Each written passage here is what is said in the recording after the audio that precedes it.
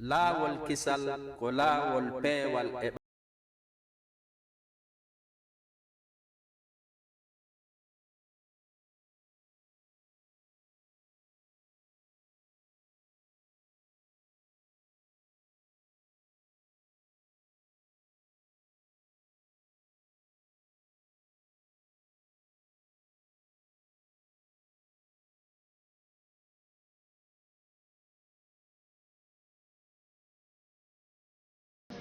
الحمد لله رب العالمين.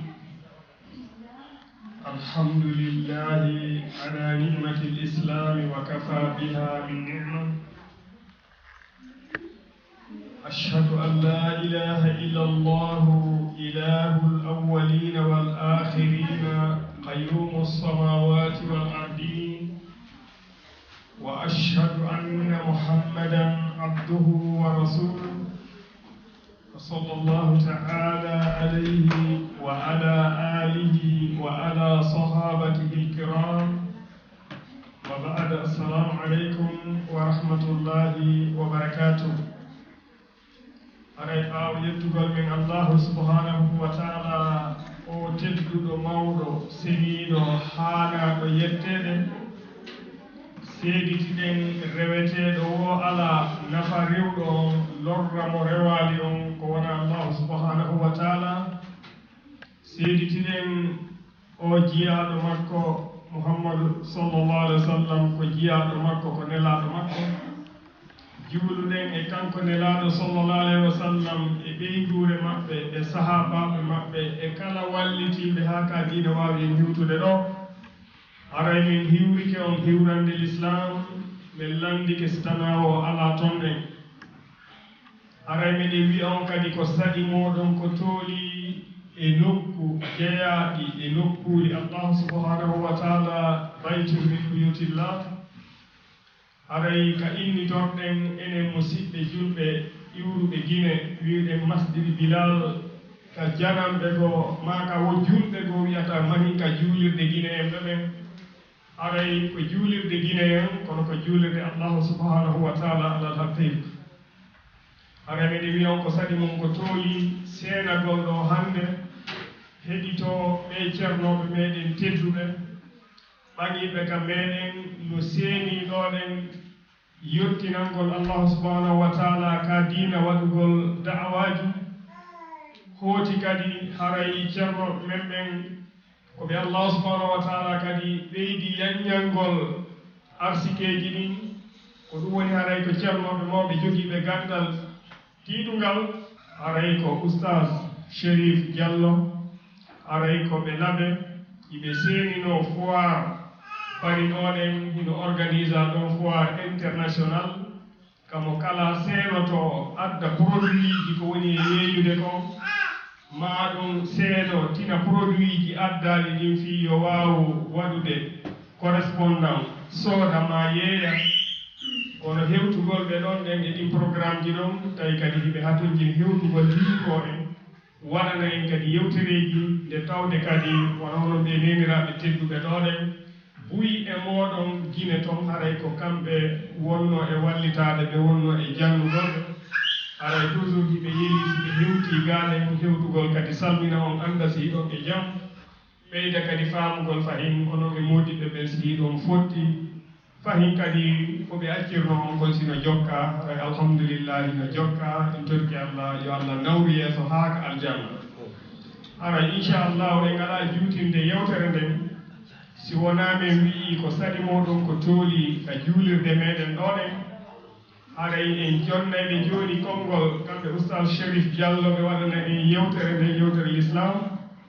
aray no binde maɓɓe ɗo oustage Ahmad Ba waɗanayɓe en taaliɓe e yewtere maɓɓe nden. ɓe ngeliɓe ceernoɓe mawɓe ɗo si waɗi yewtere haray no yoni taaliɗo ɗuuɗa hato jinde. kono haray neɗɗanke kadi feƴƴaali wonde neɗɗanke ko gandiɗi wo. aray an kaasi tawi no woodi ko ɓeydite toon haray oustage Ba ɓeydito yeyi. kamɓe oustage Ba koɓe ngeliɗen koɓe wonduɗen ɗoɗen koɓe imamuɓe ka juulirde men ɗoɗen ko kamɓe kadi woni ka sengo da'awa ko yowiti e duɗal meɗen ahlu sunna wal jamaa. ara inchallahu ɓe waɗano yay en taaligo e yewtereji kamɓe ceernoɓe men ɓen oustad Chérif Diallo gandintinoye kadi ko waynodiral ɓay haray en ɓeydike aray ko teddungal mo suudu ndu sorruɗen ɗum ko waɗeten juulirde nden ɗon aray laamu ngun jonni en autorisation ye wonu nder toon ko ɗum woni en heeɓi permis aray en henndinoke permis suudu ndun tigi tigi tawɗen suudu ndun no fanɗi en darno jardin on wattiden e suudu ndu aray konko darna ɗon kadi en henndike permis on en henndike permis ji ɗiɗi suudu janndo ndun o jardin on ko darna ko o fof ko teddungal moɗon aray noon kiɗen jeli kadi en dépense kaalisi buyi ɓuri fewɗo ni 700 000 € en dépense fe suudu iw ko sooda heɓi ko wattira kono haray kadi fahin meɗen haton jini e moɗon ballal haray ɗen haton jini wono 100 000 € kadi fi mois de décembre ɗo ko gaynitoren golle ɗen fuu haray ñamale nde toon seeɗa ko yoɓeten ko ɗum woni haray inchallah e 4 décembre aray men noddoyay on kadi meɗen tori guinéen jo fof yo wallir en 150 € e ngal naabuyi aray 150 € ko timminiren golle ɗen inchallah ɗum ɗon kadi yewte ko waynodiral haray ɓeydini ɗuɗugol kono haray nini meɗen wiya ko saɗi moɗon ko tooli ko saɗi ceernoɓe men ɓen ko tooli en weltanike ɓe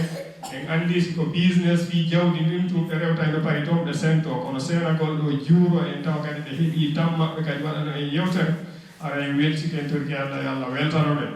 inchallahu haray miɗo jonnita kamɓe oustad Chérif Diallo ɓe waɗana en yewtere nden si woni ɓe gayni oustad Ahmadou Ba waɗnoya en taaliku inchallah assalamu aleykum wa rahmatullahi wa barakatuh aɗa ko tooli oustad falyatafaddal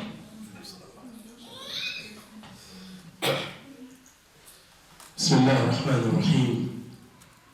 إن الحمد لله نحمده ونستعينه ونستغفره ونستهديه ونعوذ بالله تعالى من شرور أنفسنا ومن سيئات أعمالنا إنه من يهده الله فلا مضل له ومن يضلل فلا هادي له ونشهد أن لا إله إلا الله وحده لا شريك له ولا نذير له ولا ند له ونشهد أن سيدنا ومولانا محمدا عبد الله ورسوله بلغ الرسالة وأدى الأمانة ونصح للأمة وكشف الله به الغمة فتح الله به أعينا عميا وآذانا صما وقلوبا غلفا فتح الله به القلوب وأنار به الصدور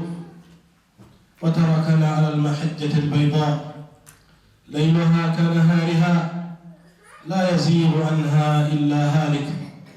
فصلى الله وسلم عليه وعلى أهل بيته الطيبين الطاهرين وعلى الصحابة الغر الميامين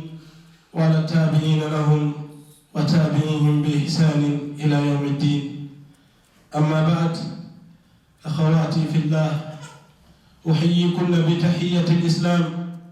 وتحية الإسلام كما تدرون هي السلام قائلا لكن جميعا السلام عليكم ورحمة الله وبركاته أقول لكن طبتن وطاب سعيكن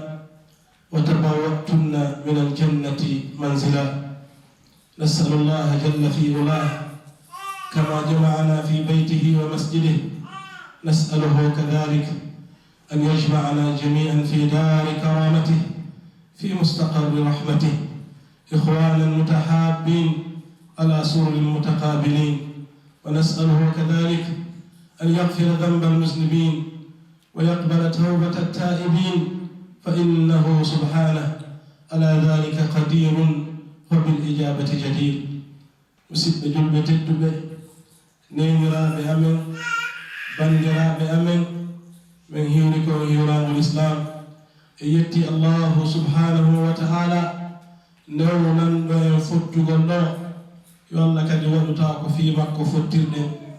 en hiwrike ɓe karbakoɓe meɗen ɓe sannuɓe en tolni en ɗo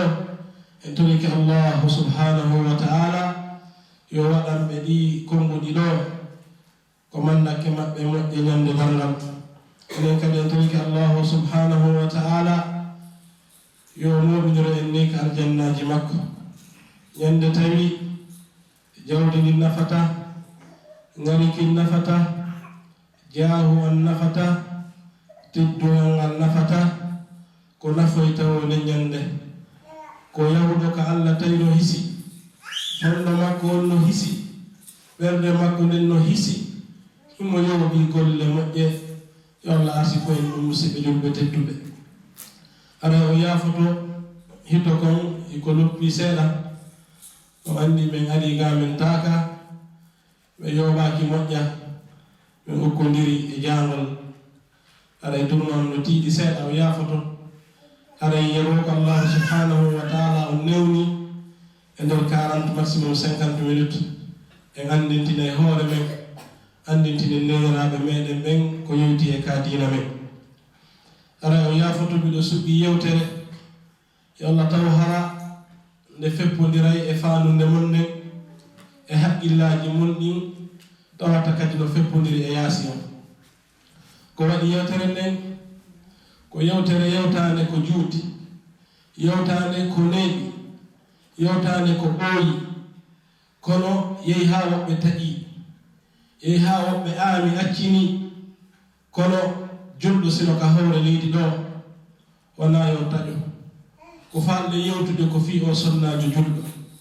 ko falɗe yewtude ko fi o sonnajo julɗo wiyeteɗa ɗoftul muslima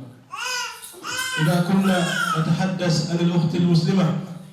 نتحدث عن أمي وأمك أو عن أختي وأختك أو عن زوجتي وزوجتك نتكلم عن بنتي وبنتك أو عن جدي وجدتك أرس اليوم في أصلنا جلد كدنا نعمل صلنا جو نو سفري و الحالي جماكو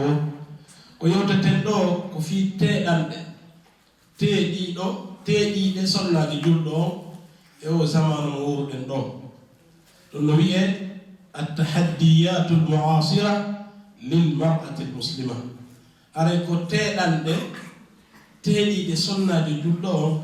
e o zamanu mo wuruɗen ɗo no kasara woɓɓe annda ko wiyete teeɗagol mi fira ɗum ka faransi les défis contemporains de la femme musulmane les défis ko ɗum wiyete teeɗanɗe yani ko piiji ɗi tawata ko cattale ma ko caɗe wonɗe ko aduna fewno ɗo tawno sakki sonnaji julɗo on ma no wi sakkoto sonnaji julɗo on e fii ko allah tagirima kon e fii ko nenaɗo nemira sabu muɗum kon aɗa yewtere nden ine juuti ine yaaji en aray e toɓɓere wotere wiyetende awlamatu lmar'ati lmuslima awlamatu almar'ati almuslima haray ko honɗum woni ɗum ko sattendeji honɗum woni ɗum ko battaneji honɗum woni ɗum haray inchallahu taala si muoyo o muuyi ko ɗum woni ko yewtete haray ko addi e yewtude fii ɗum miɗo yiɗi daɗɗugol daɗɗalngol yewtere nden mi daɗɗira yewtere nden e sabu ko seenini en ɗo e nder hadiseje ɗe on tigi ɓuri hawrude e mum ɗe tawata heɗe reɗɗini sifa ɗeɗo jonɗe hadiseji buyɗo woodi kono hadise gooto no ari ka musnad imam ahmad e ka tirmidi e ka ibnu maja on ɗon kadi no yoni ko daɗɗire himo yoni ko findinire fondoji fii e duumagol e jangugol e duumagol e wondugol e moƴƴuɓe ɓen ɗulle hadise ko abadar fillimo abadar e yewtata fi makko ɗo oustaz ba en hiɓe jannude kama koɓɓe no jannude ñande goo ɓe yewta hen fi abadar ko neɗɗo wurdinore nelaɗo sallllahu alayhi wa sallam ka arande l'islam nelaɗo halfinimo yahu nokku goo o janna kono o yiltitoyi o wonde nelaɗo sallllahu alayhi wa sallam ko juutali moƴƴa kono gurnam makko ɗam battini e julɓe hedditiɓe himo hewno landagol nelaɗo sallllahu alayhi wa sallam ñande goo himo wonde nelaɗo sallllahu alayhi wa sallam nelaɗo no wonde sahabankeɓe buy abadar wattani yila abadar o fille o hadise o maaki nelaɗo sallllahu alayhi wa sallam ñande goo ɓe maaki inni ara ma la tarawun wa asma'u ma la tasma'un attati as-sama' wa huqqa laha an ta'if والذي نفسي بيده ما فيها موضع 4 أصابع إلا وملك واضع جبهته ساجدا لله عز وجل والله لو تعلمون ما أعلم لضحكتم قليلا وبكيتم كثيرا وما تلذذتم بالنساء على الفرشات ورخلجتم إلى السؤودات وفي قراءة إلى الصعيدات تجأرون إلى الله أخرجه الإمام أحمد والترمذي وابن ماجه أي أبا ذر ماكي وإنما نلاقى صلى الله عليه وسلم بماكي من محمد من أم الله نلي miɗo sutti ko on sutaki miɗo yi'a ko on wawata yi'ude miɗo nana ko on nanali mahi miɗo nana ko on wawata nande o wi kammo ngungu waɗi hito kammo ngungu ñeƴƴi si hunde rondike ko teddi pandi ñeƴƴay kotte raɗo maki kammo ngungu ñeƴƴi ɓe maki no hana ni ngu ko ngu ñeƴƴa ɓe wi fi hon ɗum ɓe wondiri Allah on mo wonki maɓɓe woni e juuɗe mum ala e ka kammuli jeɗɗi ka wallinton embere kolli nayi sina mala e kankele hino sujji o ɓantotako ha ñande dangal woɓɓe no turi ɓe ɓantotako ha ñande dangal woɓɓe no jooɗino inna subhanallah woɓɓe no wiya alhamdulillah woɓɓe no wiya la ilaha illa allah woɓɓe no wiya allahu akbar kanko ɓe wi'i ko fiyon ɗum ari sina malaikankeje no sujji ɓe wi par ce que ɓe ɓuri jaalade ko malaikankeɓe ɓurɓe sujjude ɓen ɓuri ɗuɗude kono to woɓɓe hiɓe tuuri itte Allah tagi ɓe ɓantaki woɓɓe hino sujji ɓantaki woɓɓe ko Allah tagi ɗum no wiide subhanallahi ɓe deƴƴade ko waɗi kamɓe ɓe gowata ɓe weeletaki ɓe ronkata e kadi la ya'suna allaha ma amarahum wa yaf'aluna ma yu'marun ɓe yeddata ko Allah yamiri ɓe hiɓe waɗa kala konko Allahu lanno yamiri ɓe ko ɓe tagira kamɓe ko fii dewal landuɗen hoore men min e onon laabi jelu wonɗen immade jamma juula laabi jelu wonɗen e jangude e wakkili daragol habbagal ɗo bis 20 minutes 30 minutes en haɓata woɓɓe men daro 10 minutes ɓawa julde haaɓa daare ɓe ɗo ko tagiraɓe fi dewal no yaha ha neɗɗo tedda o ɓura hay malayka no ara ha kadi neɗɗo o jaasa o ɓura hay mummunta donc haray nelaɗo sallllahu alayhi wa sallam ɓe maaki haray hiɗen anduno ko ɓe andi kon en jalayno seeɗa en honkitayno seeɗa wulle mbuyi hara hiɗen anduno sattendi mayde hara hiɗen anduno lette kabru no hulɓinori hara hiɗen anduno ɓiƴande kabru no hulɓinori hara ɗen anduno bolle e jahe jahannam hara hiɗen anduno no sirata hulɓinori hara hiɗen anduno no piiji waɗoji ñande dangal hulɓinori hara ɗen anduno no yiite hulɓinori nelaɗo sallllahu alayhi wa sallam ɓe maaki la dahiktum qalila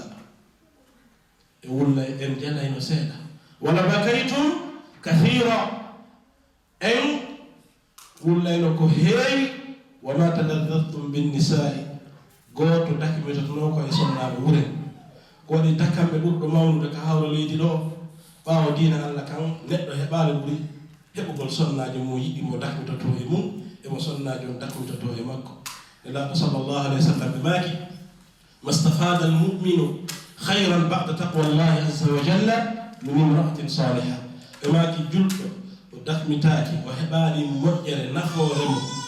moƴƴere nafoondemo ɓaawo diina Allah kan hewti heɓugol sonnajo mo yiɗi sonnajo welowo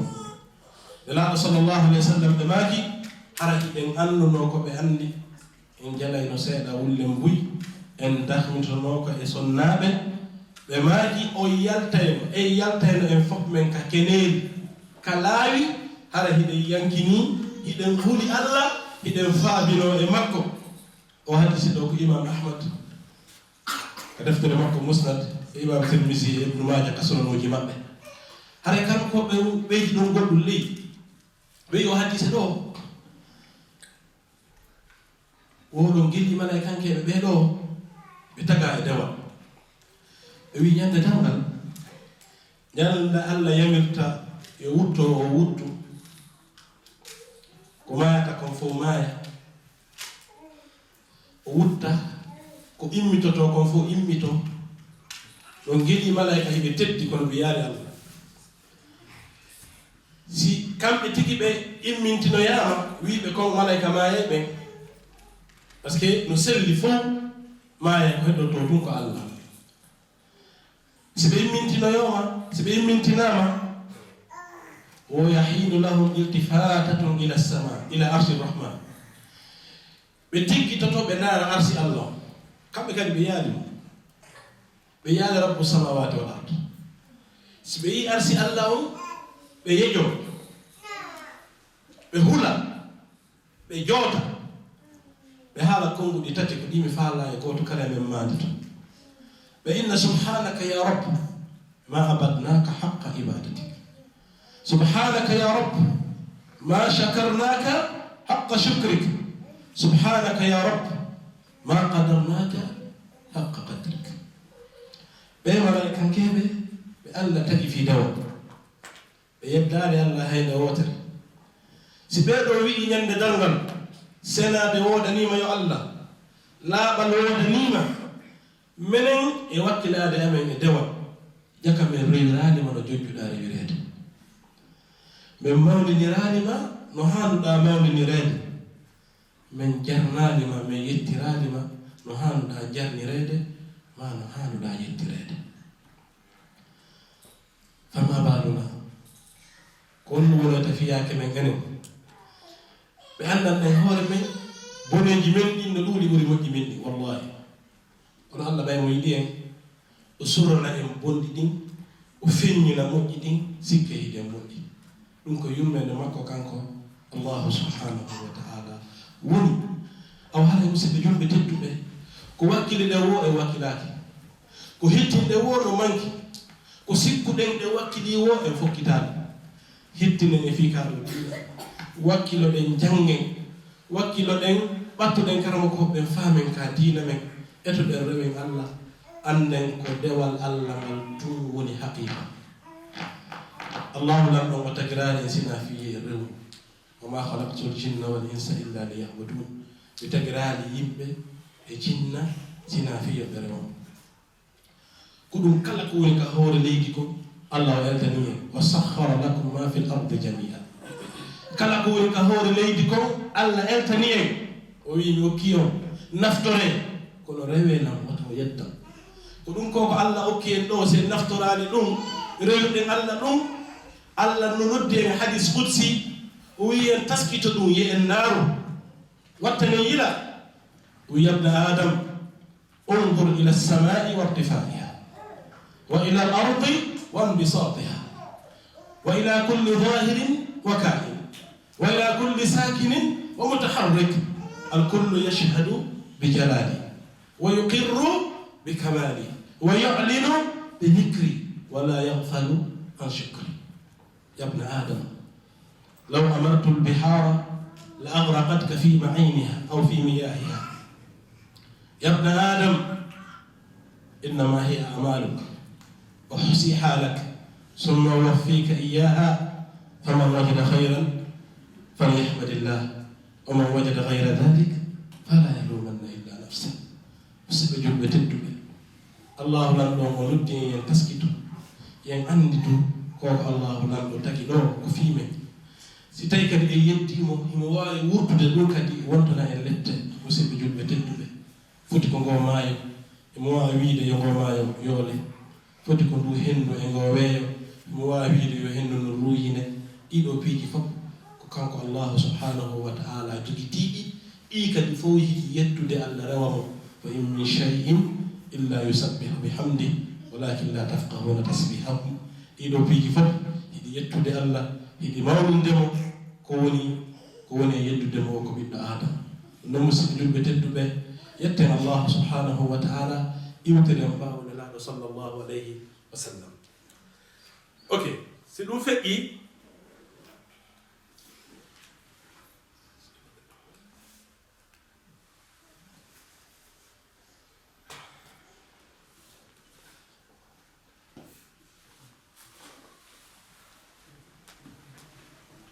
musidɓe julɓe tedduɓe si ɗum feƴƴi en arayi yewtugol fi nde toɓɓere fi o mawdu men fiɗen yewtere men nden ko yewtugol fi caɗele wiyete les défis contemporains de la femme musulmane piiji fewndiɗi woni e sakkade sonnaade julɗo yaafa ɗon iɗi ɗuuɗi haray limadal mawdu ko fi honɗum taw suɓinen o mawdu ɗo haray ɗon geli islam ka diina men e ka hittini fi o sonnaade e ka joniti sonnaade on teddungal makko islam o no wi o sonnaajo ko birikiire mawnunde jeyaande e birikiije société o si o sonnaajo o moƴƴi o moƴƴinaama si o sonnaajo o moƴƴi fi makko mawni o moƴƴinaama aray fi société o fi jama o moƴƴi si tawi fi o sonnaajo ɗo wilsinaama fi makko aybinaama bote liɓaama e makko aray société o boni ko waɗi innama nisau shaqaiqu rijal haray onon ɓe sonnaaɓe ko on nene gootoɓe worɓe ɓen haray sonnaari nelaaɗo sallllahu alayhi wa sallam ɓe yewti fi sonnaajo o ko heewi ko mawni ɓe anndini o sonnaajo ko danketeeɗo o sonnaajo ko reeneteeɗo o sonnaajo ko teddinteeɗo sonnaajo no teddi ɓuri kanŋe sonnaajo hino mawni ɓuri ko mawni kon fof ka hawre leydi ɗo ko waɗi musidɓe julɓe tedduɓe o sonnaajo ko wonata neene ko wonata ɓeyngu ko wonata ɓiɗɗo ko o woni sonnaajo imamuɓe ko o jibinta lamɓe ɓen ɓe maaki al ummu madrasa ɗum ko konngol karmakoɓe in adattaha adatta jiilan tayibal araqi wi o sonnaajo ko lekkol si o lekkol moƴƴi lekkol on yaltinayi yani gire mawnuɗe ɗe tawata fi majje laye fi majje ɗuuɗay fi majje tabite musidɓe julɓe tedduɓe haray si ɗum feƴƴi ko fi honɗum waɗi siɗe yewtude fi o sonnaajo julɗo e ko honɗum woni ko sakkade kon fewno ɗo no wode karmakoɓe yawɓe ha taƴi wi sonnaajo o boni fi makko moƴƴata société on boni en artata e ko wonno ɗen kon e mum e ko nelaaɗo wonno ko e mum ha ñamde tan ɓen karmakoɓe ɗon ɓe falti no wodi kadi karmakoɓe wiɓe gasi ɓay tum hande yaasi on boni sonnaaɓe ɗuɓɓe heewde ɓen seli laawol Allah ngol woɗɗitike diina Allah kan haray yoɓe ɓen kadi wakkilo e sembo maɓɓe yoɓe tetto sen maɓɓe feere ɓen kadi ɓe falti haray no woodi karmakoɓe ma ɗum jama tataɓo on wiɓe o waye si tawi no guerede fi yo sonnaɓe moƴƴu no wona noon e guerrede fi yo duhiɓe moƴƴu haray iɗen mari tamaw en taƴotako inchallahu taala haray mustaqbal on ko mushrik haray avenir on hino jalbi mustaqbal on hino jalbi ko allahu subhanahu wa taala watta barke e ɗeɗo mofte ɗen immito ɓaawo ɗe yani ɗe jalba ɓaawo ɗe niɓɓiti ɗe hetto ɗe dolna ɓaawo ɗe luƴi haray ko ɗum waɗi si ɗen suɓino yewtere ɗo no woodi e karmakoɓe taƴiɓe fes wiwata fi ɗum yewte no woodi e karmakoɓe kadi wiɓe tigi tigi awo e worɓe ɓen tum jokke ɓe ne'e non wawata marsude si tawi worɓe tum moƴƴi sonnaɓe moƴƴaani haray moƴƴaani si tawi sonnaɓe moƴƴi worɓe ɓen moƴƴaani haray moƴƴaani ko ɗum si allah subhanahu wa taala o daani والمؤمنون والمؤمنات بعضهم أولياء بعض يأمرون بالمعروف وينهون عن المنكر julɓe worɓe ɓen e julɓe suddiɓe ɓen gomɗinɓe worɓe e gomɗiɓe suddiɓe ɓen yoga e maɓɓe no wallidira e yoga ɓe yamodira e ko moƴƴi ɓe haɗodira e ko boni joni noon si tawi sonnaajo on kañum o welsinama fi makko o accidama e caafaali wonɗi e jindude wonɗi e darade fi bonnugol o sonnaade julɗo ɗo haray mofte ɗen hulɓinike mofte ɗen fi majje on haray laye woni fi majje on haray ɗanoto woni ko ɗum waɗi haray si fewno ɗo kala koye ɓurɓe heewde ɓen no yiili fondoji mum e haqqillaji mum e yewtugol fi o sonnaade julɗo ɗo o sonnaade julɗo mo andan ɗen hoore men ko o adi jabdul islam sonnaji adi jabdul islam ko sonnaji adi gonginde nelaɗo sallllahu alayhi wa sallam ko o sonnajo ada sahimbinede fi l'islam ko sonnajo adi gonginde nelaɗo sallllahu alayhi wa sallam ko sonnajo kadi ada warede fi kaɗo diina holli qima mon on fanɗa holli hiɗo wakkilino ko ɗum faala ɗen yo artu ko ɗum faala ɗen yo wuuri ɗum wonirawa sonnaɓe aranɓe ɓe wonirno no musidɓe julɓe tedduɓe donc haray ko sabu ɗum waɗi siɗe yewtude fi nde yewtere limada attahaddiyat ko fi hon ɗum wonɗen e yewtande fi ɗe teɗanɗe teeɗiɗe sonnajo julɗo on fewndu ɗon si ɗum feƴƴi ɓaawo yewtude ɗen teɗanɗe ɗon limaza al mawdu haray ɗen anndi nelaɗo sallllahu alayhi wa sallam ka sakkitode gurdam maɓɓe ɓe makuno maaku hulɓiniɗo seeɗa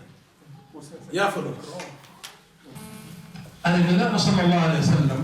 ka sakkitode gurdam maɓɓe ɓe makuno hadise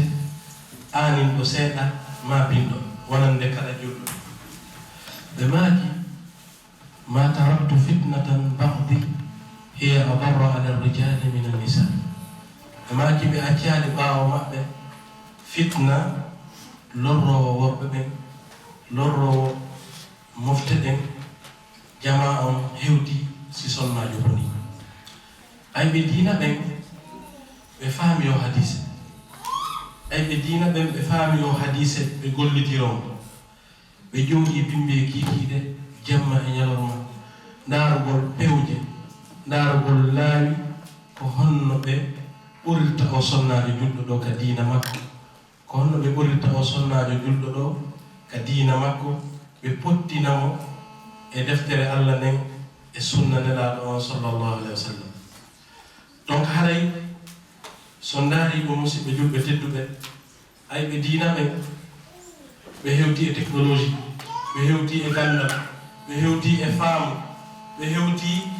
e piiji mawnuɗi fewɗo ɗo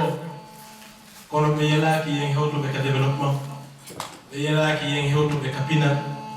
ɓe yalaki yen hewtuɓe ka gandal e ka faamu bala ko honɗum ɓe yeeli koɓe yeeli ko hunde wotere Allah daali waddu law takfuruna kama kafaru fatakununa sawa eɓe yeeli yo e yeddir yo sonnaɓe yeddir Allah no ɓe yeddirino kamɓe jamam fof fotoya ka lette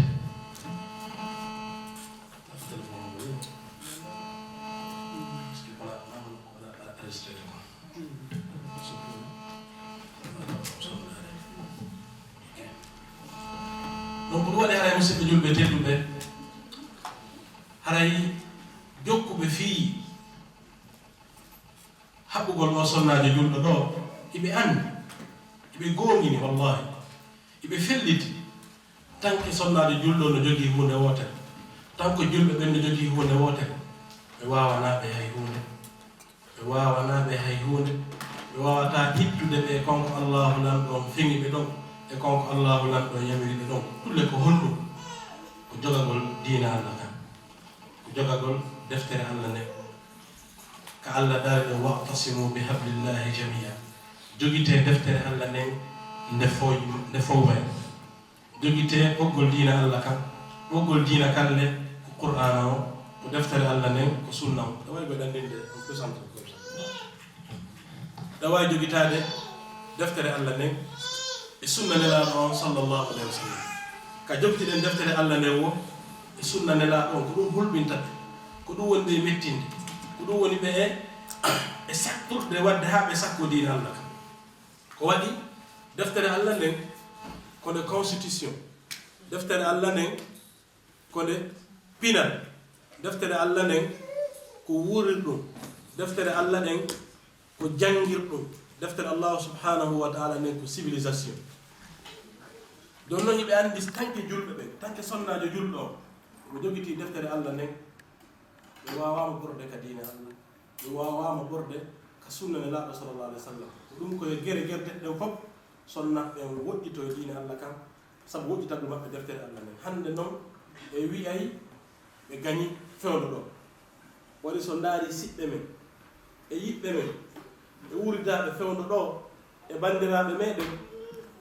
deftere Allah nden e taƴike nde ko ɗum waɗi si nelaaɗo sallallahu alaihi wa sallam maakuno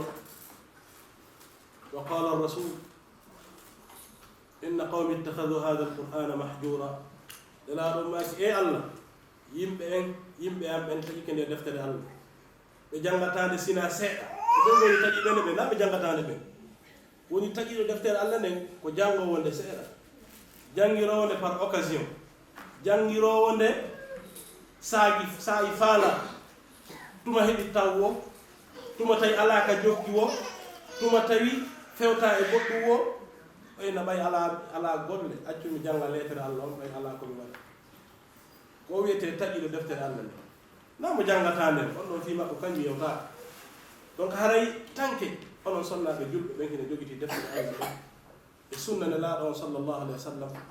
wallahi ayɓe diina ɓe fus wawana joni noon so ndaari itti en 1885 ɓe waɗɗo conférence Pékin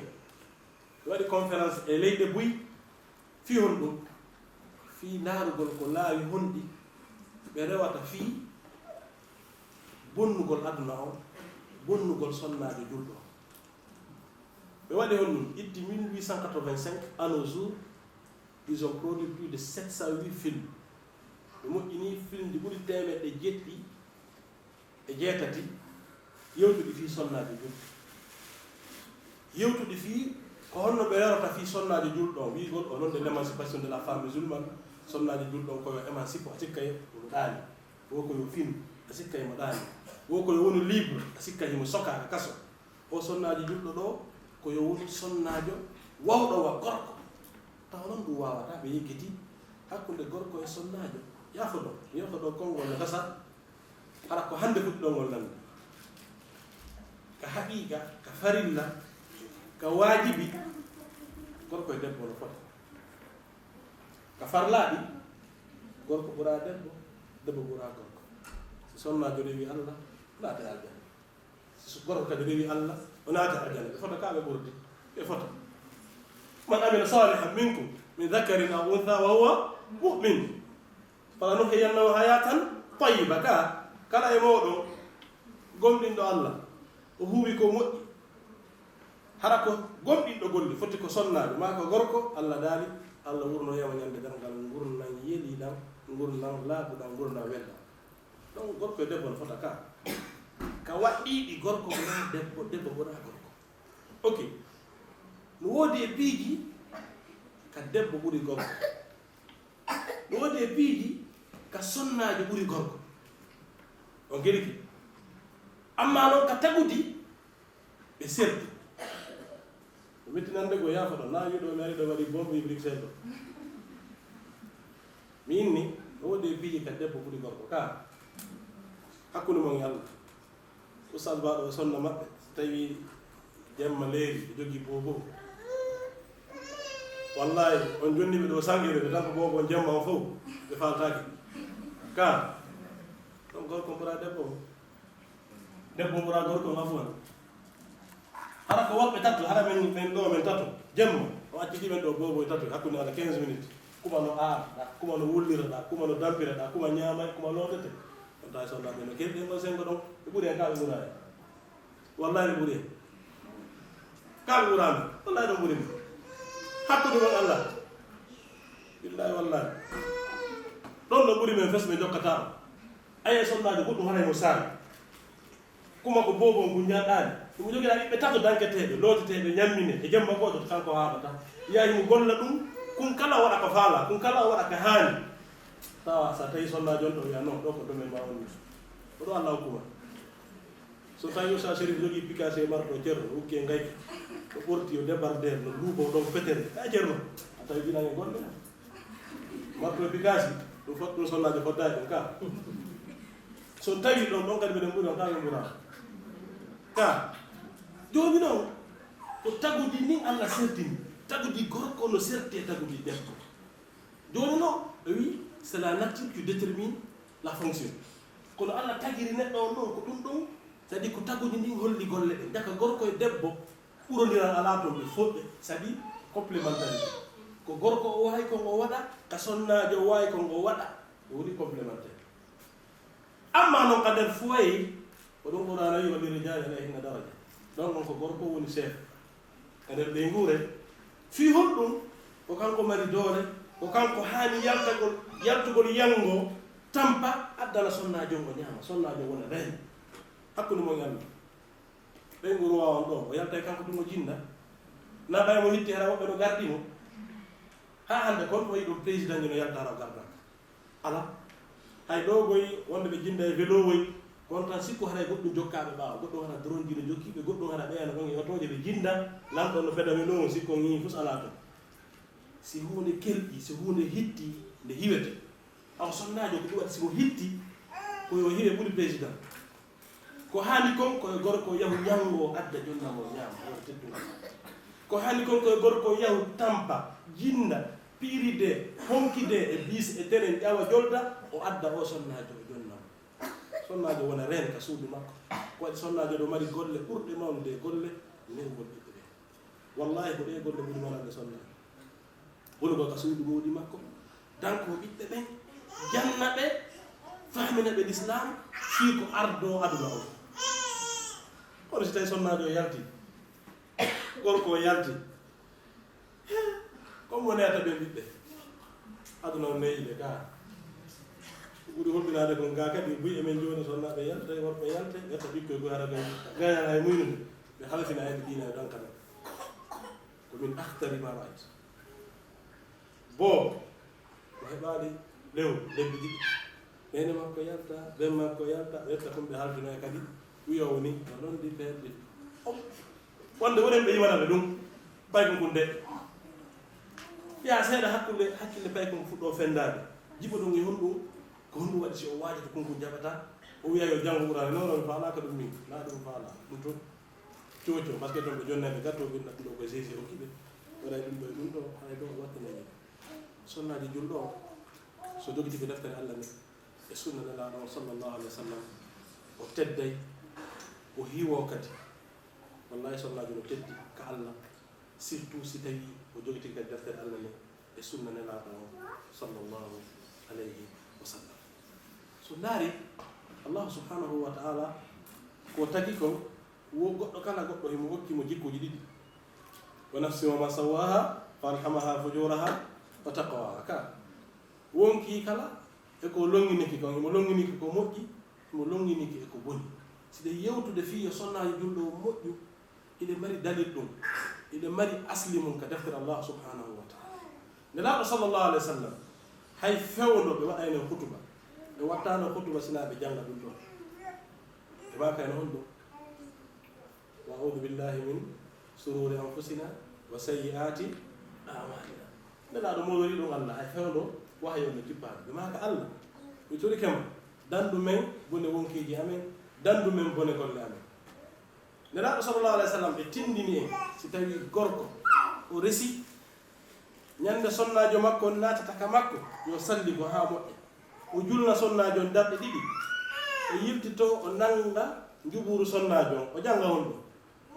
kara ɗiɗi ko wonno Allah mi torikema hokkam moƴƴere o sonnajo e moƴƴere ko waɗɗa kon e makko dandam bone o sonnajo e bone ko waɗɗa kon e makko wa'nalam barke e makko wa'namo barke e am ɗum ɗo hiɗen préparé hiɗen jaɓi joni noon ayɓe diina ɓen ko moƴƴi e sonnajo kon ɓe faalaka koɓe faala o ko liɓata sonnajo ɓe wi hon ɗum awlamatul maratul muslima ɓe wi o sonnajo julɗo ma o émancipo ma o yaade ma o fina sikka eɗen ɗani ko ma kanko e gorko on ɓe fota ka woni wo kala ka gorko o woni koye sonnajo o woni koyo jillodire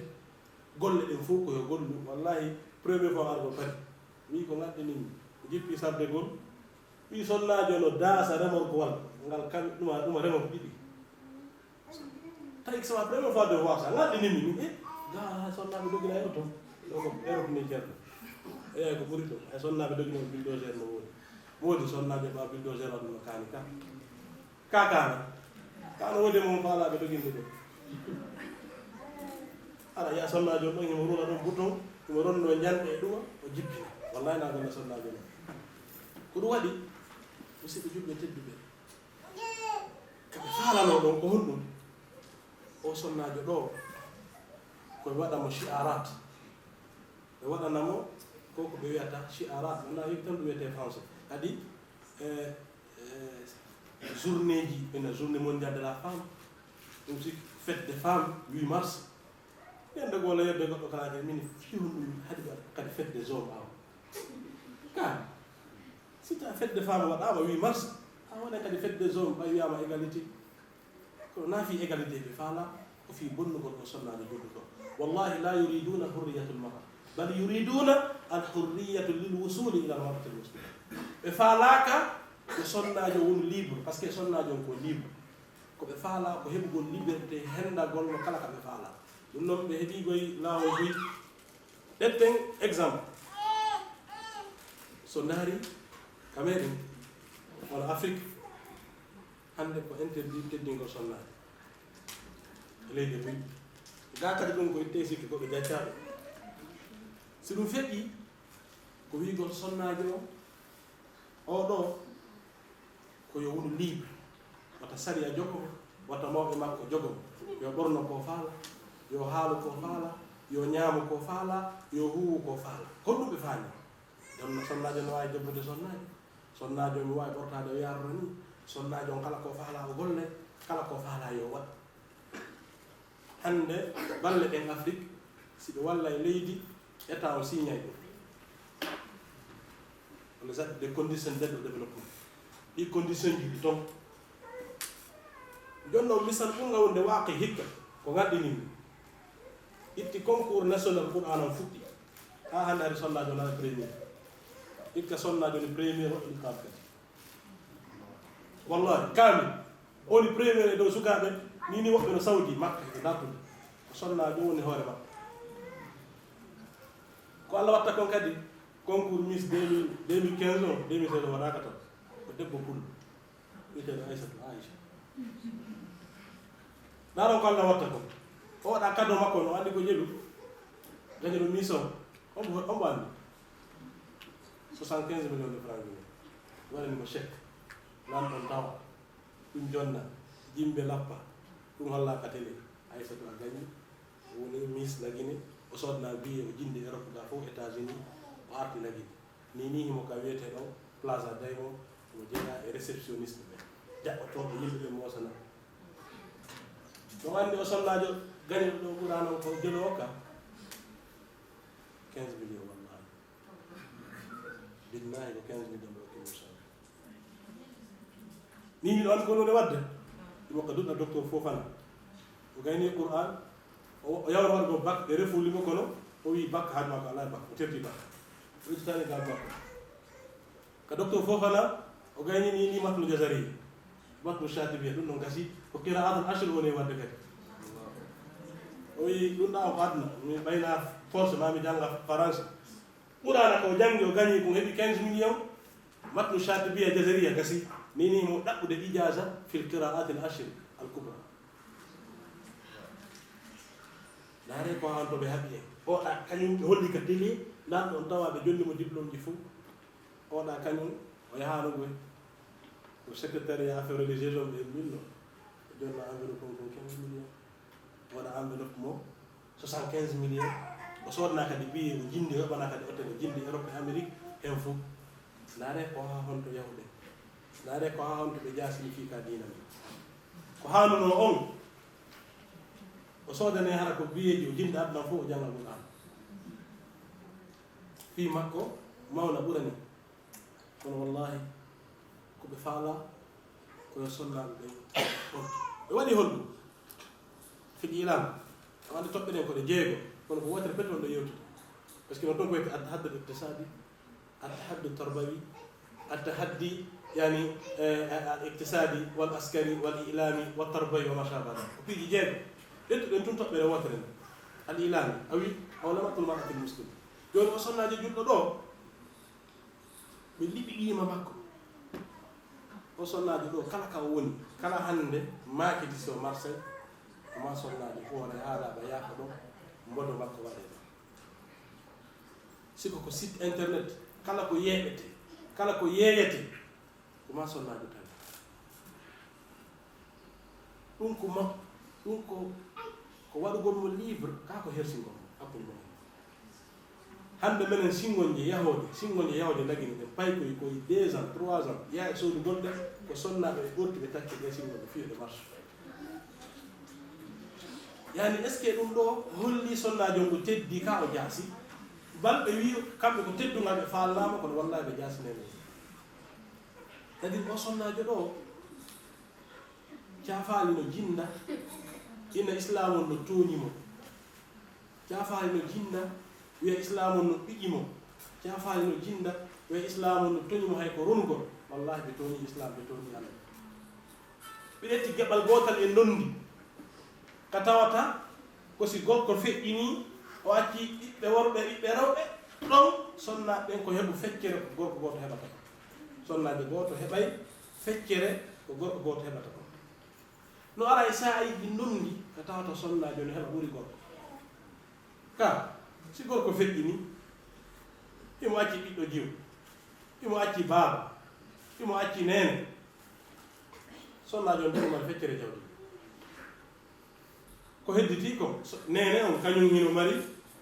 jeega ɓangal jetta ɓangal ko hedditi ko baaba ɗo sonnajo ɓuuri ɓe makko ka andi ɗon ka nondi sonnajo o ɓuuri ɓe makko kono ɓe daari tun ka goto ka tawata gorko o feƴƴini mo acci ɓiɓɓe worɓe rewɓe ɓe inna ɗon islami to ni sonnajo on jaɓama jontude fi e dondi makko wallahi la ɗum haray ɗum noon surtout leyɗe ka wonɗo nga iɓe arirana on fi hono ko ectisade ɓe wattani hakkille yo leyɗe komi jindiɗen iɓe jonni sonnaɓe privilégé tenen buyno ko économie iɓe andi hande jama o yiɗi aduna jama on fitinama e aduna sa ari ga woɓɓe wiya hewa ɓiɓɓe rewɓe ka sa heɓi ɓiɓɓe rewɓe heɓa kaydi jinna ko sa heɓi ɓiɓɓe rewɓe a dambi modima ɗum ɗo warra ni ha ceerno ɗum ko fitna mo ɓe darunomo ɓe eɓɓi ɓe wi si e rewri ni e senda e sonnaɓe e modiɓe maɓɓe ɓen e senda e diina maɓɓe ka e woɗɗintinayi ɓe Qur'ana o ɓay madama ko jogiti nde deftere Allah ɓe toway ɓe jalbay goɗɗo wawana ɓe woɗɗi kono kaɓe woɗɗiti deftere Allah nden ɗon fof ɓe hoyay ɓe hersa ɓe ɗoore hersa yo Allah damde musidɓe joɓɓe teddi donc haray wigol sonnaji juɗɗo o émancipike yani o fini o andi ko huwete koɓe faandi e ɗum ko ɓorugol mo diina koɓe faandi e mum ko woɗɗintingol mo deftere Allah koɓe faandi e muɗum koyo jahannama woni werde makko yo Allah dambe haray ruttoɗen e diina Allah ka ruttoɗen e deftere Allah nden anden ko ɓeni noddude fi o sonnajo ɗo hurriyatul mar'a yo sonnajo woni libre koɓe faandi koyo woni libre fi yo kala ka o gorko woni imo ɗon kala ka gorko faala debbo hara heɓay mo ko ɗum woni koɓe faala ɗum noon haray sonnaɓe julɓe ɓen koye ɓe to ɓe fina ɓe faama ɓe anda rôle maɓɓe ɓurɗo mawnude on ko dankagol rôle maɓɓe ɓurɗo mawnude on ko wonugol ka cuuɗi anaɗo sallllahu alayhi wa sallam ɓe maaki sonnajo julɗo ayuma imra'atin matat wa zawjuha anha radin dakhala aljanna kala sonnajo feƴƴi iwɗo ɗo e hooti ka Allah tawi moodi makko no weltanimo naata e aljanna ɓe holli sonnajo laawol daɓɓol fi naatugol aljanna e maaki sonnajo julɗo so juuli farillaji makko ɗin joyi ida sallat almar'atu hamsaha wa samat shahraha wa ata'at ba'laha aw hafidat farjaha wa ata'at bahlaha qila laha dukhuli min ayi abwabi aljannati shitti i sonnajo on o roftike Allah roftike moodi makko o reeni hoore makko o juuli farillaji makko ɗin joyi o hoori suuma e makko on nelaɗo maaki ñande dargal o noddete ha o nooto Allah wi anamo naatir dambugal aljanna ngal faamaɗama musidɓe julɓe tedduɓe ko honɗum jawdi nafata si tawi werde on tigi ko aljanna to ko yiite jahannama ko honɗum ngari nafata si tawi werde on tigi nen ko jahannama ko honɗum ɓiɓɓe nafata si tawi werde ma nden ko jahannama ko honɗum kaydi nafata si tawi werde ma nden ko jahannama waliyadu billah aray wakkilo ɗen musidɓe julɓe tedduɓe waktu yoni are ko nde toɓɓere wotere ɗo wiɗen ɓe faano yewtude kamɓe faala yewtude ɗon fi l'émancipation de la femme musulmane sonnaji julɗo ko woni émancipé o ka deftere Allah e ka sunna nelaɗo sallallahu alih wa sallam wallahi antunna ahra onon sonnaɓe julɓe ɓen ko on rimɓe ko waɗi ko Allah woni ko jogii o wona systéme ko Allah woni wiide yo waɗu waɗo Allah wiya yo accu ko libre vous êtes libre ko Allah lan ɗo haali ko kanko lan ɗon tagi leydi ndi tagi kammugo so oɗo wi yo waɗu o waɗi oɗo wi yo accu o acci o woni libre so on yeddi Allah e nenaɗo makko on jaɓi sariyaji waɗaɗi ko aduna ga ɗum nafata on ndi ko lora waɗanimo waliyasubillah to hare oustad yafoto horne no musdalan durmaji ɗen kadi ɗi sonni haray toɓɓe jowigo no heddi en ara e saayi o ñande goo yewtugol kon no haɓirden ka économique التحديات للمرأة المسلمة في الاقتصاد يوتن التحديات للمرأة المسلمة في التربية يوتن التحديات المرأة المسلمة يعني في لباسها وفي جلبابها وفي الإعلام وما شابه ذلك على درجة كما قلنا بالتنائم وجزاكم الله خيرا وبارك الله فيكم السلام عليكم ورحمة الله وبركاته إن شاء الله على نعمة واديكم ودني كأستاذ مالك أستاذ شريف كانوا محمد صالح جغني بن جندمي دندانغال يوت بدون ودني كدبك راديو الله والكسر على نعمة الله سبحانه وتعالى يلا يبين فوق كل مكان جد في الحقيقة إن علامة تعليق iske inayen bonde du bayana on avant en fekkude e landala en ko toɓɓe tat ɗummin mi andintinta ɗo se yii hande no usta sérif makiri ni wondema étagol ɓe ɗo yuɓe hande wonde sonnajo ino minimise ma sonnajo on ko jonnita haqqeji makko ma l'islam ino fanɗini fi sonnajo haray toɓɓe tati hino ɗo wonde très important ko duwaɗen en fof taw faamude eɗen andi leydi ndi fof o wiyete leydi o ko Allah subhanahu wa taala ɓuri yiɗde ko makka ahabbu ardullah ila llah leydi ndi fof ko makka Allah ɓuri yiɗde subhanallah ndaare adiiɗo hoɗude makka ko sonna awwalu man sakanat makka hiya ummuna hajar zawjatu nabi ibrahim alayhi salam ko sonnaji leydi ndin ko Allah ɓuri yidde ɗo o suɓi tawi ko sonnajo ardo hodde ɗo nene hajar alayhi salam ɗum no luttani sonnaɓe fof teddungal fi honɗum puisque ko ɗon fewtite juulde neɗɗo fof sa fewtani makka juulɗa jaɓetaki donc ɗum ko gadiye gadiya ɗimmo diinaji ɗin fof ko oɗo islam ɓuri mawnu jomirawo subahana taala o wi waman yabtagi gayra al islami dinan falan yuqbala minhu wa huwa fi l akhirati min al khasirin kala rewɓe Allah diina goo harna oɗo l'islam Allah jaɓantama ndaare o islam ɗo kadi ko hombo adi natude islam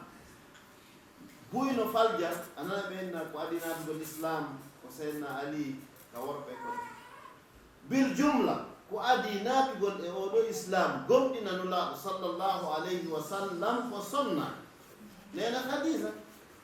puisque nelaɗo nde ɓe yewno ɓe koye difficulté ji ɗin ka fammere koɓe arti ko ɓeygu maɓɓe ɓe addi yeyta ɗo ɗum won nene hadisa nde nanno ko ɗon e ɗon ɓe gomɗini ɓe makani nelaɗo wondema an nelaɗo innaka la tahmilul kal iɗa rondito probléme ji yimɓe ɓe walla wa taksibul ma'dum kala ko ɗaɓɓa heɓaki an a wakkinoto walla yimɓe ɓe wa tasilu rahim hiɗa jokka en ɗa ɓe sifi moƴƴereji nelaɗo ha ɓe maaki hay hunde heɓatama yo nulaɗo hay hunde kamɓe ɓe gomɗini ndeññande première révélation on nde arno e nulaɗo sallah sallam nene hadisa ɓe nantuɓe gomɗini tawi ɓe sikkitaki par ce que ɓe hooli moodi ma donc ngal teddungal kadi on non sonnaɓe ɓen okka ngal summa toɓɓere tammere nden iɗen andi e oɗo islam ala ko teddi ka islam ɓuri honɗum heɓugol ko wiyete ɗum ashahada maygol e jihad saddiquni awwalu man ustushhida fi l'islam hiya almar'a sumayya subhanallah ko ada warede e ka ɗo diina sabu fiyo ka daro ko sonnaji sumayya hikki ɗon noon moodi makko Ammar bun Yasir aw Yasir bun Ammar. Jooni noon si tawi l'islam o filiyewa kolngal mawnde ngal ko jihad. Jihad on ko ada sawandinede e mum ko sonnani. L'islam on e hoore makko ko adimo gomminde ko sonnani. Makka ka Allah ɓuri yidde ɗon ko adi hodde ɗon ko sonnani. Haray ma ngande kadi ɓeeɗo ko teddungal hongal wonko ɓe faalna sonnani. Haadi kadiya toɓɓere ɗimmere nden e ko ustade yewten ɗo ko haray ko fewniɗo sikke o ala wallahi ala mo bonna kono ko wiyete ko yurmede Allah nde hino huuɓi en fof yo Allah dandu yo Allah dandu en fof ko wiyete wirtere fil haqiqa haray sonnaɓe ɓen on fof ko doɗon ƴettude exemple ko e hombo a sayidatu Aisha radiyallahu ta'ala anha nene men Aisha iɗon andi nene Aisha wallahi nela sallallahu alaihi wasallam noddunomo ɓe maaki o yo jooɗo sahaba en fof no jooɗi ɓe maaki huzu an hasihi nisfa dinikum diina kam fof jange junngo Aisha o kala ko humpa ɗon andugol e mouvement ji am min nelaɗo ƴette junngo Aisha donc haray kono ko woni woni e buye men kadi faamali buyno sikkude wono ɓorno ɗon hannde alhamdulillah ɗi fenci islam ɗo haray ko e jantu wono la koma on tigi hawra e sattene ka darnugol qissam nene Aisha o ɗo mo nulaaɗo sallallahu alaihi wa sallam maaki ƴette diina kan e makko o hawruno e sattende ha o sikki est ce que leññande wonata daragol dangal makko onon noon nden sattende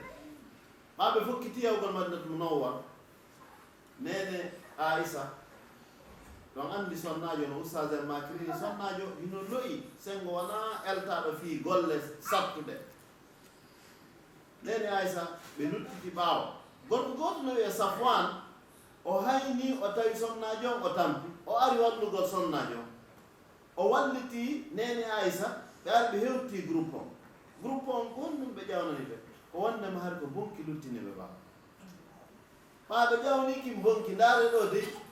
nene Aisha ɓay haala kan yalti iɗen andi pellet si haala yaltani neɗɗo wallahi a heɓata ɓittede ɓuri ndan kono nene Aisha no andi kamɓe ko fenade kono le ka yalti haala kan ka hewti nulaaɗo sallallahu alaihi wa sallam nulaaɗo ɓaynani haala kan ko ɗum ɓe waɗi ɓe ƴetti nene Aisha ɓe yaadi ko baaɓe maɓɓe ko nen maɓɓe ɓe jooɗi ɓenni a titigi on ka haala wona ka haalede ɗo Aisha ko ɗum wiiɗa fiɗe nene Aisha maaki min hay hunde ala ko mo wala ko fi on ɗum ɓe maaki puisque hannde si mi wi on ɗo joni koko boni luttinno alam ɓaawa ton ko ɗum ɓura toon hoolade harayde min nder becce am mbiɗo anndi hinaa ɗum kono si mi wi on ɗo kadi joni tigi tigi on hina ɗum on hoolaki donc mi acciri fiyaki an on Allah wawɗo ko rokkata ɓe fami nden ñande on tumanti ɓe maaki mi acciri Allah mi acciri kadi yumma e baaɓe onon sino mbaɗi ko yewto yewde yumma maɓɓe maaki a titigi on ɓe maaki haray min mara ko mo wona yeeso nelaaɗo donc haray e baaɓe ma so baaɓe ma no mari ko jaabo Sayyidna Abubakar ka honɗum kamɓe kadi ɓe maaki min hay hunde ala ko mo wona subhanallah sattede ko honɗum ɓe heeɓi sattede ɓurde mawnude nulaaɗo maaki joni Aisha wonu gata o ɓe innaali ɓe jonniti Aisha kono e Aisha won ka maɓɓe ta nalaaɗo immi ɓe seeni kono subhanallah ɓawonoyi ɗon ha Allah subhanahu wa taala mo toñata on addi ayeje ɗe ko adori ko honɗum inna alladina ja'u bil ifki ɓen adduɓe subhanallah Allah o utilisa ɗo hay alkasib na fenande o utilise na buhtan ifk ko wiyete ifk ko fenande sakitande lancana jama on fof harande moɓtota ko hande kadi ko winde al ifk ko puisque nde propagama hande kadi e wata nde récupére ko guerɗe wonde luttirayno ken go ko ɓasde wiya al ifk o wi inna alladina ja'u bil ifki usba ɓe groupe moɓodiriɓe ɗo woni contre nene Aisha ɓe addi fenande Allah subhanahu wa taala wi ɓeɗo ɓe anduɓe fop ɓe naata yi e kala kadi suɓiɗo laawol maɓɓe est ce que en faami donc ko won mi addiron qissa ko susi en andu fiise wi nene Aisha ko oɗo wonno gando molanaɗo mo sahabaɓe wiya ƴettu gandal e junngo mum o hawno e sattede donc a waray koye on andu no jogon ɗon ɗi coñci islam ni no jogon ɗon ɗe duɗe ni no wonɗon janngude no wonɗon jangguinirede wallahi ko ma hawnon e difficulté ko ɗum woni seede wonde on jaɓanama golle so tigi woni tawi hay hunde an miratama andu hay hunde a jokkalta puisque ko ɗum wiyete sunnatallahi allati qad halat min qablu walan tajida li sunnatillahi tabdila haray laawol ngol il faut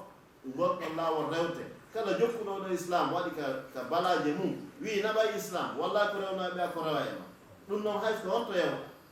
kala ka wawɗa wonde ko rewi e ɓeya kom rewa e ma sina ɗum andu haray ha joni islam ma on no manki donc haray fil haqiqa hande wongol onon neniraɓe tawi ɗo wuure ndi ɗo leydi tawandi ɓe yiiɗa fi islam mowɗe ɓe yiiɗa conci islam ɓorne tawi ɗo wakkile ɓornagol ɗiɗo haray menen komin innata koye allah subahana taala yoɓɓon ko pour moƴƴude geddu wonon exemplaire wonande sonnaɓe luttuɓe ɓe haray wallahi ande ko ɗum ɗo woni ko luttata ko wona ɗum ɗo kon fof ko zéro ko wona ɗum ɗo kon fof hay hunde nafata donc haray yo allah dande en lette makko ɗe haray mbiyeɗita konngol ngol wa sallllahu ala seydina muhammad wa sallam علي الحمد لله رب العالمين وصلى الله وسلم على نبينا محمد وعلى اله وصحبه وسلم تسليما كثيرا علي بيديه الله سبحانه وتعالى وكدي دون نلا صلى الله عليه وسلم علي انني كو شيخ بمن ولاني يوتي جيدو موكي مorde استاذ شريف diallo labero oti استاذ با علي weltani ke be fop mabbe علي hunde min ala ko be beydita do de baynaji en yejjitu ko be makani en do ko haray ko juste leer on ko ɓadi ɗum kono beru ko ko heddi ɗo ɗen haray ɓayi ko jannganaɓe ɓe yiiti karama ko muɗum so gasa hara ina woodi ko falte ɗo landade haray ko ngal dammugal mi udditantam ɗon beru 10 minutes haray 16h05 en darnayi fi o wontir sera ɗo ɗen haray moko baɓe yiide waɗi ɓe ɗaɗen fiyo ɓe naati juulen inchallah haray ɗo ɗen ko 16h10 woni ko noddinte kono ko woni 5 o en darnayi ko inchallah joni haray miɗo fuɗɗoro wona ɗo ni arda ni kala marɗo landal haray no weeɓida inchallah wala windude waɗa ɗo direct sabu haray ko janggana ko ɓe karama ko muɗum woni e yewtude bisimillah kala marɗo ko landi to woni darsu on woni goɗɗum ngo inchallah marɗo woy to mo sokio nam hajje tafaddal ma ko yewti on waaleykum assalam نعم سيوني من صنع جو من ناني كو وصل فلان من دو لا يجي ولا يريد فيه من هذا نعم يوم صنع فانا ما يلقي ده أولو problem وان كان كو ولا ويا نكان ده إنه هو بقول له هو في وقولنا نعم ولا ولا ولا ولا جامم ولا فوق كون هو بدأ في يودل نعم نحن نقول دكانو بيرجعني هون وقت ñoo koy jëli inchallah ngeen ko sa ngare inchallah waliten bismillah rahmani rahim alhamdulillahi rabbil alamin min gari kala nanga aray ko adi kon fof taw ko tugagol allah subhanahu wa ta'ala tugagol e allah ngol enen la hawla lana wala quwwata illa billah en ala dole en ala feere sona allah subhanahu wa ta'ala anden ɗe eɓɓoje ɗe ɓeɓɓi ɗo fof fi ñifugol l'islam ma fi pottingol sonnaji e diina allah kan wallahi weltoɗen o waɗi eɓe cippidude eɓe cippirde e allahu subhanahu wa ta'ala allah dala wa yamkuruna wa yamkuru llahu wallahu khairul makirin eɓe eɓɓude pewjoje fi woɗɗintingol o ma woɗɗintingol en e diina allah kan allahu subhanahu wa ta'ala kadi no mari kadi toon eɓɓoje makko ɗe eɓɓi e gandal makko fi tabintingol kaɗo diina ka tabitayde kadi ha ñande dargal ɗum ko ɓe izzi azisin aw ɓe delli dalil eɓe ɗimmun ɗum ko wakkilagol jangga ko waɗi hande heɓe haɓirde e gandal waɗi noon eɓe surtout ka médiaji allah dali qad badatil bagdau min afwahihim wama tukfi suduruhum akbar gaygu maɓɓe ngu ɓe holli en mum feeñi ka kundule maɓɓe joni haray aɗon sonnaji julɗo on ko yo jangga o faama eɓɓoje maɓɓe ɗe o jannga hoore nde wula o waawa sakkanade ɗe pewje ɗo sika médiaji o sakkora ɗum siko rentingol o rentina si tawi koko yamirte o yamira ko haɗete o haɗa si tawi kaka mbuuɗi ittete sibo mari o itta donc haray ko ɗum mi faami e landal makko ngal hingal yaaji ara ɗum ɗon ko tugagol allah subhanahu wa ta'ala ɗimmum ɗum janngugol faama hoolora allah e to annda pewje ayɓe ɓen dara kono dartota ɗe wallahu taala ala wa alam ziyadatan ala hada ko ɓeydti ɗon ko athabat tabitugol iɗon andi neɗɗo kadi nayo ndaaru fi on tigi o feewi o hoolo nulaaɗo sallllahu alayhi wa sallam hiɓe maakayno allahumma inni audu bika min alhawr bada alkawr allah mi torkema dandan murtugol ma dirtugol ɓaawo mi feewi haray neɗɗon ko ma o hetto absolument toujours o du'o fi yo allah tabintimmo ɗo islam hayko qur'an suratu al imran ka fuɗɗode jomirawo subahana taala o wi rabbana la tuzigh qulubana ba'da is hadaytana allah wata murtin ɓerɗe amen ɗe ɓaawo a fewnima donc haray so on tigi huuli allah koyo geru o tabita e islam o toro allah kadi daiman yo allah hawrindinmo e sawaba e ko jofti ko hara en hulali kat ɗum ɗo puisque wataw yejjitu 2009 ila 1er janvier heɓi 31 décembre ɓa islam on heɓi kadi o haala tawi han kon saɓe fuɗɗi wolgol fiiɗen tiggaji e ɗuma e nder nde hitande ɗon tum kamɓe koɓe memmini ko wonno saabu 20 000 femmes françaises yo naat l'islam so yeeyi o yiya reportage on france de wami ɓenni ɓe jiiɓi ko honno joni hiɓe wiidata roɓɓen tiggo hiɓe combatude ko honno ɓeɗo fof natirta l'islam tawi ɓe fof ko française ɓe kadi donc ɗum ɗon harayno tabiti ko 100% ko waɗi na france ko enen e maɓɓe kerdiɗi ɗo o andi joni nde ɓe memmini o woɓɓe innayi ma anda ko pourquoi ɓe haɗani ɗum ko fiyon kono ɗo islam c'est quoi ça anda ɓe udditana won dina kam laawol donc haray hina e hulu koye wakkilo kono ko yon tabitu yaani wa sallallahu ala sayyidina muhammad sallallahu alaihi wasallam voilà on kadi jogi lanno namande assalamu aleykum wa rahmatullah aleykum salam hay ɗum alalanade ko yani wano kulol allah gonno ɗum e orta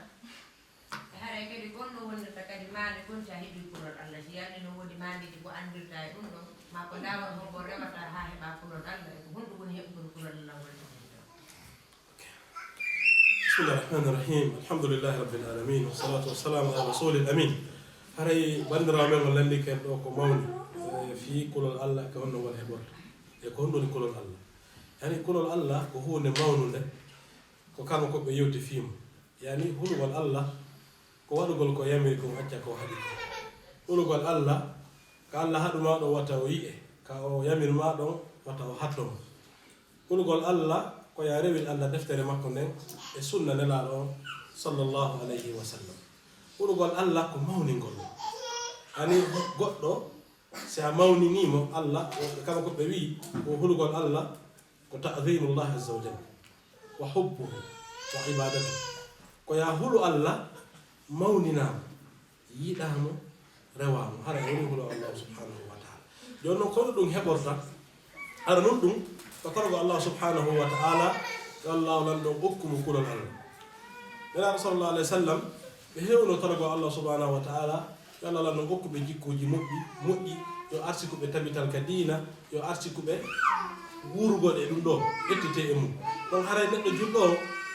ko toro Allah subhanahu wa ta'ala tabintimo e kaado diina o eto o wonda e moƴƴuɓe ɓen so wondi e moƴƴuɓe ɓen jikkuji ɓe wondi ɓen ɗi raɓayɓe o sela wondiɓe bomɓe ɓen ko waɗi wondiɓe bomɓe ɓen ɓen kadi so wondi e maɓɓe jikkuji maɓɓe ɗi raɓaye o etto o janga o faama o heɓi kulol Allah o kadi si o jangi goɗɗo o jangani o faami o andi Allah o wawatama hulde ko waɗi ko sa andi mo wonɗa rewde o a andi ko yiɗi kon a andi ko mawni kon si wawa mawnindemo waɗa ko yamiri kon acca ko aaɗi kon haray a woni hulo Allah subhanahu wa ta'ala yo Allah artikel ko Allah bimbe kikide jamma e daro amin voilà ngata wonay landal sakito rangal dako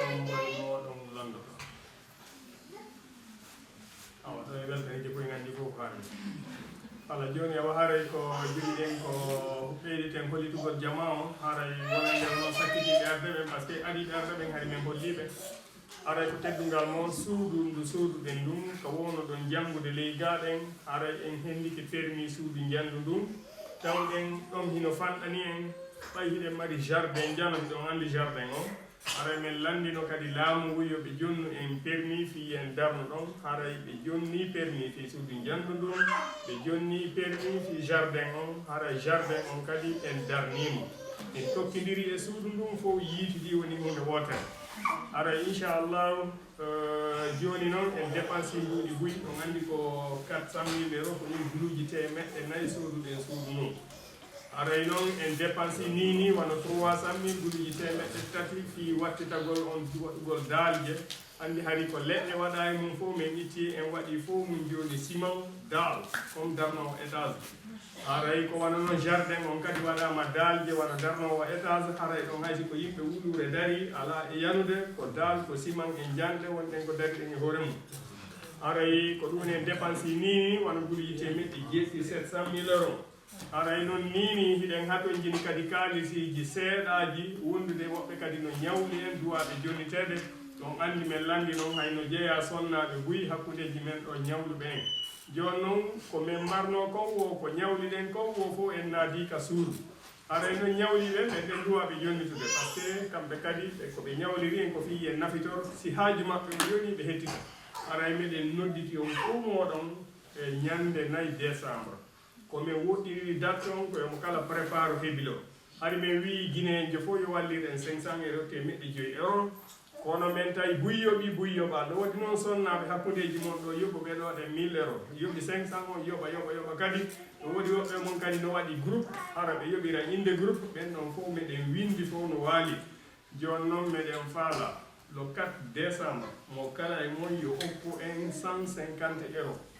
150 euros bet inchallah min calcule guinéen fof duhiɓe e suddiɓe somo kala addi 150 euros ko fanni o en heɓay ɗon 300 000 ma ɗum 150 000 euros aray daren no yoɓire ñamalɗen eno gaynitoren golle heddiɗen inchallah aray meɗen weltani on min tori Allah kadi Allah weltanon aray toujours kadi si goɗɗo yii karon ko mum haray himo toro du'a joni min fermay ridoji ɗi luttiron ton aray o jiyo men ɗo jiyo imam mum ko ɗum woni o jiyo men ɗo Aïcha donc o mi jonnaymo ɗo ɗe gufu mum kala e moɗon tawɗo no faala toragol du'a e ceerno mum on hewtinamo ɗon ɗen hewtinala sallah ne ceernoɓe ara ɗen andi ko jooma jawdiɓe ni ɗen andi ko patron ɓe ɓen fof invita pari ko ɗum seniniɓe on si goɗɗo yikaranko mum haray himo tori du'a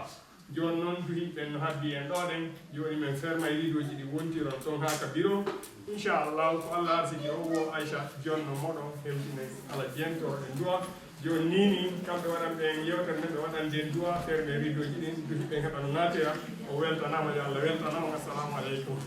voilà aray adi du'ede aray kadi bi oustage en hewti ɗo vraiment onon neniraɓe surtout jangganakoɓe maɓɓe ɓen haray men weltanike on hattirde e weltade que ce soit defuɓe neldiɓe ma renseigniɓe fi maɓɓe vraiment haray on holli men no wawi teddingol karam ko moon yo Allah subahana taala waɗan on barke ko jangguɗon ko haray vraiment mi weltanike o fota noon ko seeɗa ala e muɗum haray ɗimmum ɗum kadi no oustage Mamadou Sali holliri noon fi jami o arani ñande on fof iɗon nodda haray fi tawde goɗe ɗum noon de inchallah donc haray woɓɓe no wawi nadde kadi e bureau toon heƴaɓe to wo no wawi nattude toon ko ɗo masjidul ansar ɗo ara ko masjidul ansar ara o weltanama kadi moƴƴa noon ara nodda ko noddan ɗo barakallahu